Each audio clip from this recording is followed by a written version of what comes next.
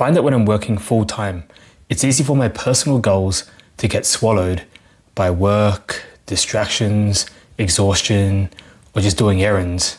And unless I'm intentional, I don't make any progress on my personal goals. And over time, this adds up to regret, drift, a sense of not doing the right thing, and I'm not spending my time the way that I should be. So in this video, I want to dive into the elements of great goal setting. I believe that intentional goals are an essential ingredient to a well-lived life. By the end of this video, you understand why goals are essential in the first place, the different types of goals, how they relate to each other, and why it's important to have a balance of them, how to actually achieve our goals, and the common traps that we might still fall into, even if we think we've got everything sorted out. So if you're in a similar spot, juggling work, multiple responsibilities, but wanting to make progress on the things that really matter, I hope this video has something useful for you. So why should we care in the first place? I like to think about it in different stages. So there's a stage where we set the goal. There's a stage where we're making effort to achieve the goal. And ideally, there's a stage where we've actually achieved the goal, right? So when we set the goal properly and intentionally and purposefully, we actually end up with a lot of clarity around what we actually value in life and the different areas where we think it's worthwhile to invest our time into. So this gives a sense of focus, clarity, meaning, if our goals reflect our deeper values and principles. We take the next step, which is effort into making progress onto the goals. Then we get a sense of alignment that our actions are in line with a higher purpose. And we're also building integrity because we're doing what we set out to do as opposed to just coming up with the goals and not doing anything about it. And when we actually achieve the goal, the final stage, we get a sense of accomplishment and integrity again, that we actually did what we set out to do. But it all starts with figuring out what exactly it is that we ought to be doing, which is very personal and it varies from person to person. But I think it's so important because we all have limited time. We all have things trying to compete for our time. So we want to really get the clarity behind what it is that we want to be spending our time on. But if goals are so important, let's consider what happens when we don't have goals. The first risk is we drift from here to there and we're aimless and we don't have much clarity about what to do. I think some people are actually happy with this. So if you're completely happy, just going with the flow, then feel free to ignore this point. But the point I'm trying to make here is if we're drifting aimlessly, there's a risk that the way we spend our time in retrospect doesn't feel fulfilling. There's also the risk that our attention gets grabbed by social media, like scrolling on Facebook or Instagram, TikTok, whatever, or just going down rabbit holes on YouTube because we don't have a clear purpose and a clear goal that we've set out to achieve. So it's easy to get enticed by cheap dopamine hits, right? Which are often regretful after the fact. So that's the first risk. The second risk is we might try to embark on too many different projects. Like one day we decide we want to go really hard in this area, and then next week something else entices us and we start a new project. So we could jump from one thing to the other, trying to do too many things at once. And the problem with this is we don't end up making progress in one area at all because we keep switching from one thing to another, or we're spreading our attention too wide and not getting the chance to focus and go deep. And the third risk is even if you don't fall victim to the first two pitfalls, we might end up climbing the wrong mountain. In this scenario, the person gets really good at something and they do become very competent. However, it's not the thing that in retrospect they would have realized was the right thing to do. An example here is you could get really good at your job because you're going with the flow and then you just progressed up the career ladder in that specific field. But in the end, you realize that wasn't really how I wanted to spend my time. That wasn't really how I wanted to spend all those years. Maybe I wanted to do a different profession, or maybe I wanted my lifestyle to look different. So that's the risk if we don't reflect and really realize what we value and we go with the flow rather than being intentional about where we want to go and what we want to work towards. All these three are sources of regret. So the more we can prevent that, the better, I think. Let's talk about a few different ways to analyze types of goals, why we need to have a balance of the different types. Long-term goals versus short-term goals. So what kind of time horizon should we focus on? And how do we stay flexible without drifting? The reason why long-term goals are important is because in the process of coming up with long-term goals, we ask ourselves, what does it mean to live a well-lived life? What does a successful life look like? And how do I want to spend all these years that I have remaining? The thing with long-term goals is they usually require us to figure out what our principles are and what our values are. And in my opinion, they're harder to be concrete about compared to short-term goals because they're so far out in the future. The future is hard to predict and so many things change, external conditions as well as how we feel internally. However, the process of coming up with long-term goals is really important because it creates clarity on what we value, where we want to go. And from there, we have compass and a reference point to then make our medium-term goals and our short-term goals. When I'm thinking about long-term goals, I'm thinking about the whole of life, starting all the way at the end. How do you want your life to look by the time you live your whole life? As well as 10-year goals, 5-year goals, 3-year goals. Let's zoom in a bit and talk about quarterly goals, which are goals set for 3 months. So the interesting thing about these quarterly goals compared to the longer-term goals is they are easier to be concrete about. The long-term goals are vague. It's like where we want to go, how we envision our life in the future. But the 3-year goals are quite concrete. It's a short enough time where we can get a project or a mini project accomplished, but it's not too far off that all the variables that are subject to change are too complex to make predictions about. Whereas long-term goals answer the question, what is a well-lived life? Lofty and philosophical questions. The 3-monthly goals answer the question of, what are the 2 or 3 projects I'm working on at the moment? The cool thing is we can be concrete about it and they serve as stepping stones towards our long-term vision. Now the shorter goals, monthly goals, weekly goals, and even daily goals, they answer the question of, what am I working on right now? What am I working on this week? What am I working on this month? You probably won't get a whole project done, but it's like, what is the thing I'm focusing on? And these often come down from the quarterly goals, so there's an alignment between long, medium, and short term. We need a balance for that because they all answer different questions and serve different purposes. Without the long-term goals, we don't have the medium ones, and without the medium ones, we don't have the short terms. Definitely you can have them, but it's just way more aligned when you have your short-term actions taking you towards where you want to be in the long term. So we talked about the different time scales, but let's analyze goals in terms of the degree to which we can control them. Which brings me to input versus output versus outcome. These are 3 different types of goals. With the input goals, it's very easy to control the chances of a success because the input goals are defined by the time and the effort you put in, which is all coming from you, right? That contrasts with the outcome goal, which is what you're actually trying to achieve, which has much more variables related to it. And the output goals are somewhere between the input and the outcome. So let's make that a bit more concrete with some examples. Let's just say my goals relate to getting good at tennis. Here are some examples of input, output, and outcome goals. So as for input goals, I might practice 1 hour a day, 5 days a week, right? So that goal is really easy for me to control the success of. I just need to rock up to the court, practice for 1 hour, 5 days a week. An output goal would be to hit 200 serves and play 3 practice matches every week. See how that's still pretty much in my control?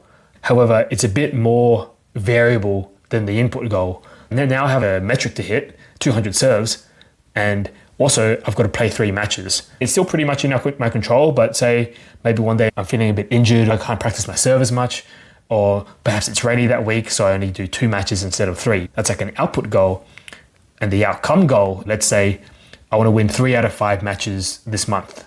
So see how the outcome goal, there are more variables that are outside of our control. Another example of an outcome goal there would be to make it to the finals or actually win an upcoming tournament. Let's take another example with studying. Input goal is like study 25 minutes in the morning, I study 25 minutes at night.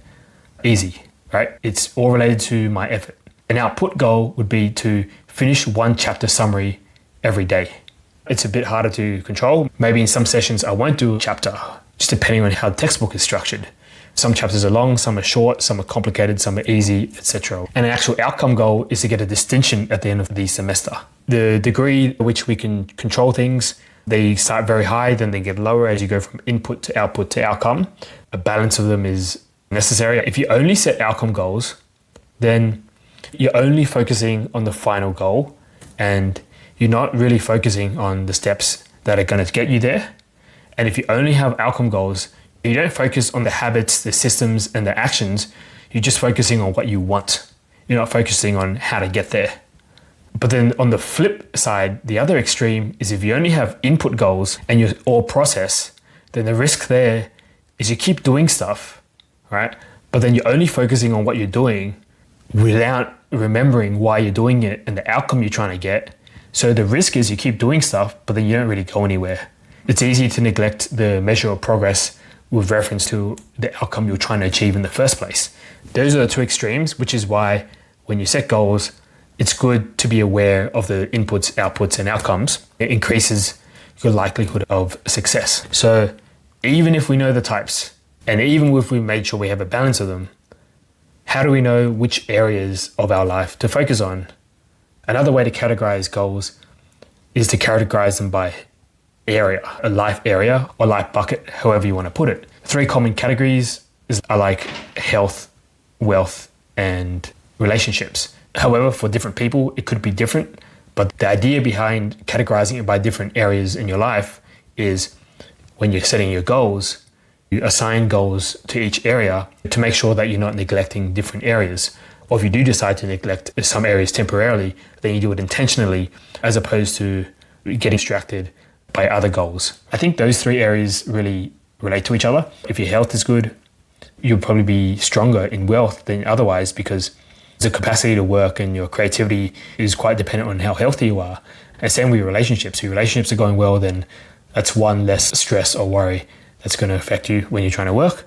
And then when your work's going well, then you can invest back into your health and you'll have more time and freedom to make time for relationships. So I think they're all important, and neglecting one will probably have side effects on the other and vice versa. So good to be aware of, I think. A really interesting book that I listened to recently called The Wealth Money Can't Buy by Robin Sharma. He actually talks about different types of wealth and different buckets essentially of things that are really meaningful in life. So naming goals and knowing the different types is one thing, but how do we actually achieve them? So as I might have alluded to, I don't think having goals is enough. So the issue is not everybody who has goals achieve them.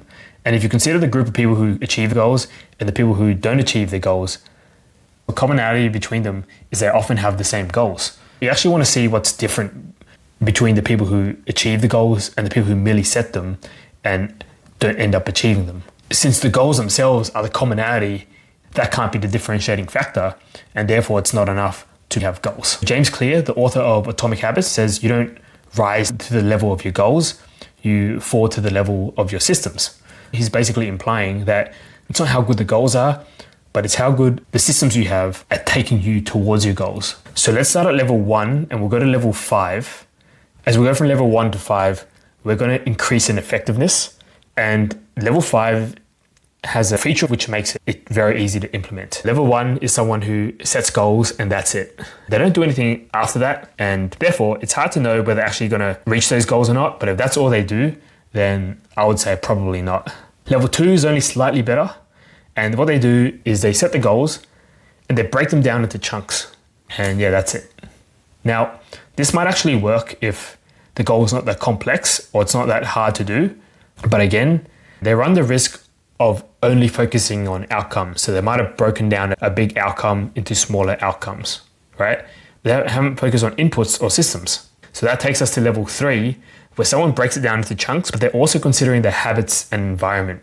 So not only do they know the outcomes they're trying to achieve, but they're focused on the actions of what they actually need to do and what habits they need to build and how they need to design their environment to increase their chances of doing the habits that are going to take them towards that goal. So if you look at someone on level 3, they seem much more promising than someone on level 2 and someone on level 1, right? I think I heard Justin Sung say that we should, instead of relying on our motivation, use our motivation to design our environment so that we don't have to rely on motivation anymore. I think that's a really cool idea. And someone who's really successful in level 3, that's exactly what they're going to do. I think they have good chances actually, but let's move to level 4. So level 4 is like a more comprehensive and a more intentional and deliberate version of level 3. In level 4, they carefully analyze and they strategize. They reflect and they understand why the goals are important to them. They reflect what kind of support structures they might need. Say if their goal relates to fitness, do they need to join a gym or a yoga class? What's more appropriate? Do they need one-on-one, or is going to a class enough for their goals? They consider whether they need accountability buddies or whether they need a community to check in with. And like the person on level 3, they identify habits and processes that are necessary to achieve their goals. They put a lot of effort into designing their environment, not only their physical environment, but their digital environment as well as their social environment. So the physical environment is everything around you. Those create cues for you to perform certain actions and habits. They design it so that it's easy to perform the thing they need to do, and it's hard to perform the actions that aren't conducive. As well as their digital environment, they design it in a way where they're not distracted and the technology is helping them rather than hindering and distracting them. And the social environment, they also know the people they need to be around and the people that are inspiring and motivating to them. They put themselves in those environments, they make those connections and relationships, and they align with the people who are going where they want to go or who are already there and who are going to help them get there. So this person is thinking about it a lot. They're not just setting the goal, they're not just setting the habits, not just the environment, but it's very holistic. And someone who's able to do this consistently, they're going to get the job done. They're aware of the 80-20 rule, which is the idea that 80% of the results come from 20% of the inputs. So when they're figuring out what actions to take and what moves to take to progress them towards this goal, which habits out of their analysis, they identify which of those inputs are going to be the most effective and they double down on that, right? They don't come up with 50 different strategies and apply all of them. They brainstorm, but when everything's settled, a few key inputs and actions they've identified as having a disproportionately large output, right? So lots of analysis and evaluation going on. Now you might think, how could you get better than that? That already sounds so hardcore and maybe even unrealistic, just ideal, right? Now that's level 5. So on level 5, the person has a system that encapsulates everything we've talked about before, and it requires them not to keep those principles and analytical strategies in their mind because it's baked into the system they're using. They also have regular reflections which serve as reminders and allows them to iterate on their processes and their methods so they can continually improve. Their process involves improving the process itself. One of the ways that can be achieved is you have periodic reflections where you have journaling prompts that actually ask you questions to identify those inputs that you need to do. So it's not like you need to remember these questions or anything. You can put it all in a journal and you can have different questions for different journals, a yearly journal, a quarterly journal, a monthly journal, a weekly journal, a daily journal, each one of them with different questions. And when it comes time to reflect, you just whip out that journal, answer the questions, and by answering the questions, you naturally get your goals and you also get the strategy to achieve the goal. So level 5 is so good because you have journals that you just need to set time out to do them periodically. When answering those journals, you end up with goals and strategy.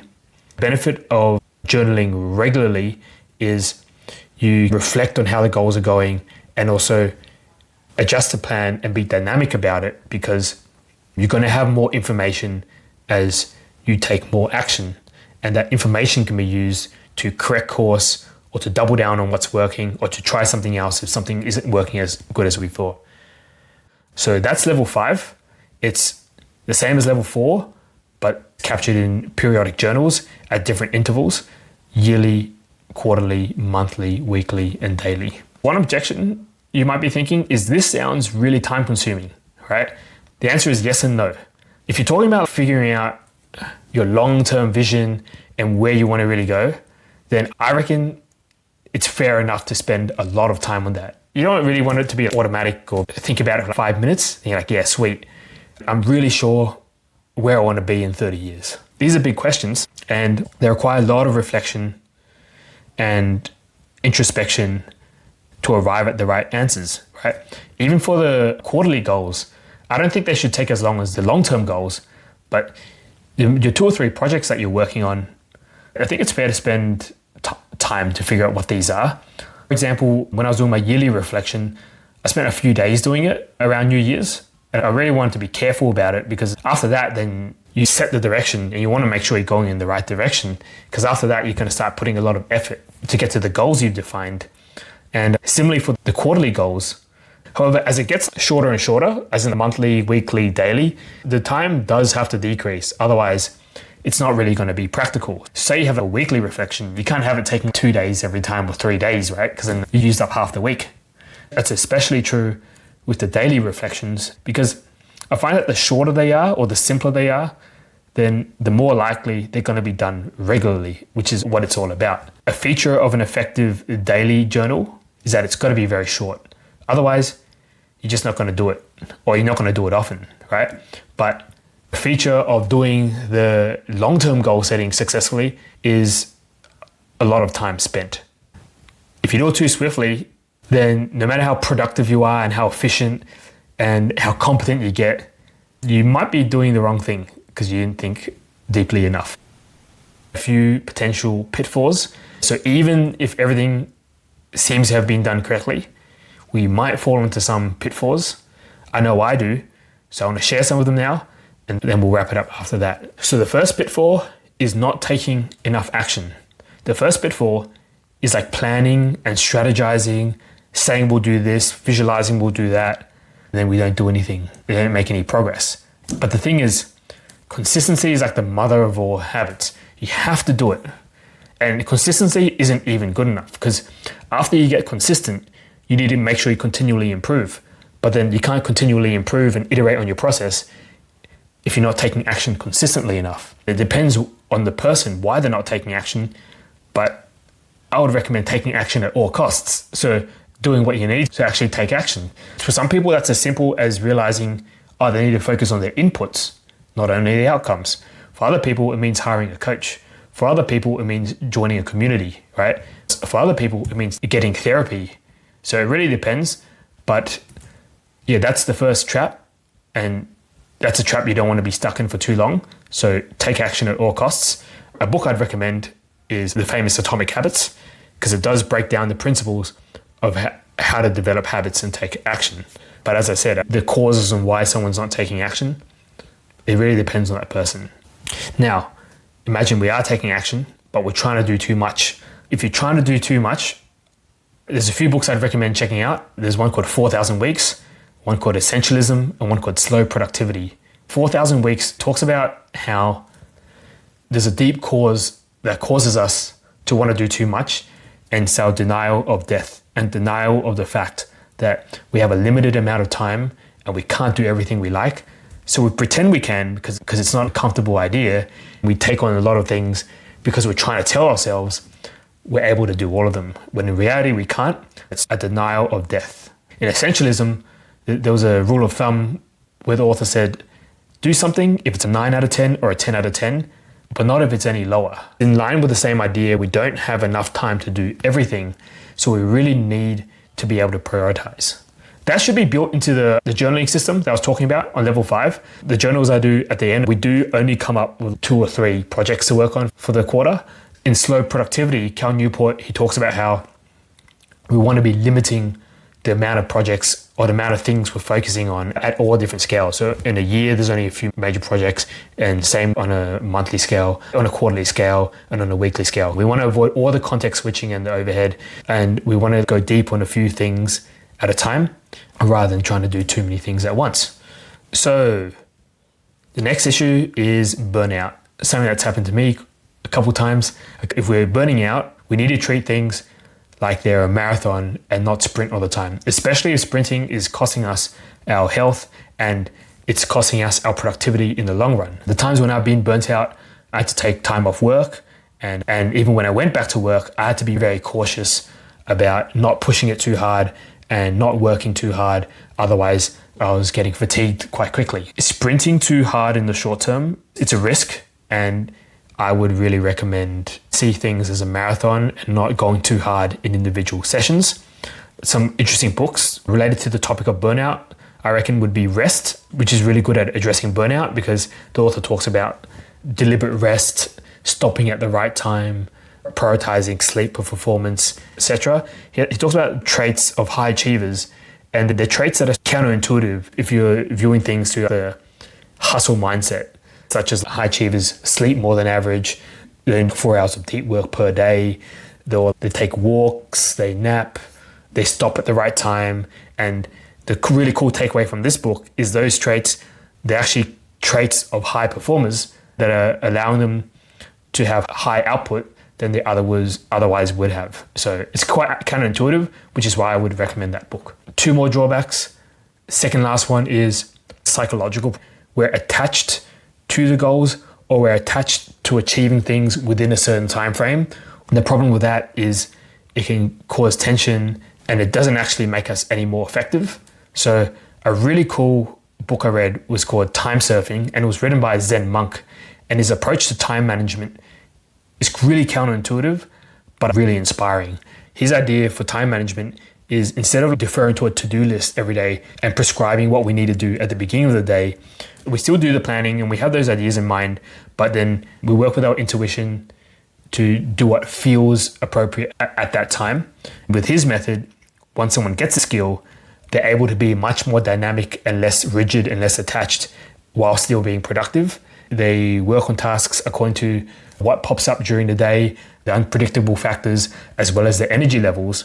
They're able to work harmoniously rather than in a forceful way. And the very last drawback, this very last one, is focusing too much on the goals we set and forgetting our values and why we're doing them in the first place. So in the book, Anti-Time Management, Richie Norton, this book is exceptional. I read it in the last year. He talks about reflecting and figuring out what are our final cause goals.